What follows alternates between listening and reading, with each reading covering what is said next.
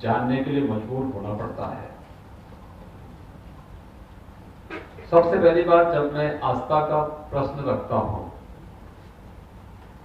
तुम्हारा नाथ संप्रदाय का जो व्यवस्थित स्वरूप है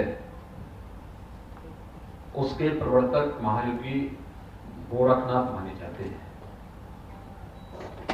जो साक्षात शिव स्वरूप माने गए हैं। उनकी आराधना उसी रूप में आज भी जो आस्थावान समाज है वह उसी रूप में करता है। जो बृहत्तर भारत है, जिसमें आज का अफगानिस्तान है, पाकिस्तान है, वर्तमान का भारत है, बांग्लादेश है, या फिर नेपाल, तिब्बत, भूटान, म्यांमार, ये सभी ऐसे देश हैं जहां पर महायोगी गोरक्षनाथ जी और उनके प्रवर्ती नाथ संतों की उपस्थिति और उनसे जुड़े हुए स्थल आज भी मौजूद हैं। अलग अलग कालखंडों में उनकी विद्यमानता के प्रमाण वहां की लोक गाथाओं में, लोक जो श्रुतियां हैं, उन सब में आज भी वहां पर उस रूप में उनकी मौजूदगी देखने को मिलती है। और जो आस्थावान समाज है वह उन्हें साक्षात शिव का स्वरूप मान करके उनके प्रति अपनी आस्था को उस रूप में व्यक्त करता है। जब हम इतिहास की दृष्टि और साहित्य की दृष्टि देखते हैं तो अलग अलग कालखंडों में उनकी उपस्थिति अलग अलग स्थानों में देखने को मिलती है।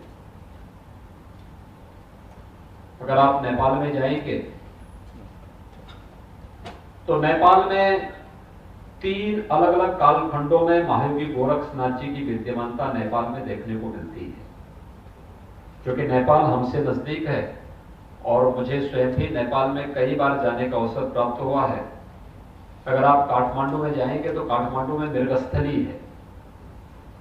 मृगस्थली में वहां की मान्यता है कि 4वीं शताब्दी में जब नेपाल का कोई राजा बौद्ध हो गए थे और हिंदू सन्यासियों के प्रति, योगियों के प्रति उनका भाव एकदम नकारात्मक था, और जब योगियों ने गोरखनाथ जी को इस बात की शिकायत की कि राजा का भाव हम सब के प्रति बहुत नकारात्मक है, तो उन्हें समझाने के लिए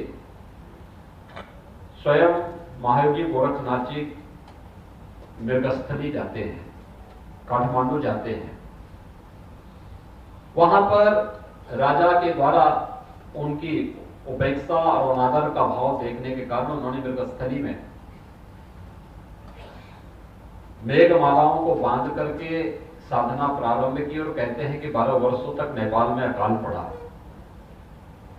और नेपाल में अकाल के कारण जब हाहाकार मचा तो राजा ने राज ज्योतिषी से पूछा कि क्या कारण है,